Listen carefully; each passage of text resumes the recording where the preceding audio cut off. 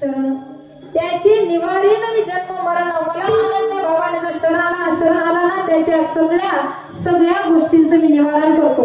एवढंच नाही अनन्य चिंतन तो आम्ही जनात रूपासते दिशा नित्याभ्युक्ता नाम योगक्षेम वहाम्य तो भगवान नक्की सांभाळतो. जर तुम्ही त्याला अनन्य भावाने शरण गेलात तर बरं त्यांना शरण जात असताना नामचिंतन करत असताना त्या नामचिंतनाची जी अनुभूती आहे ती एका कृतीतून प्रगट होते. कोणती कृती असेल तर नाचण्याची कृती.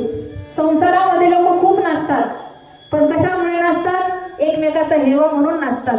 तुम करते हम करते मगर थोडा थोडा. आमचा भाऊ खूप नाचतो, एवढा नाचतो त्याची पॅन्ट फाटून जाते तरी नाचतो.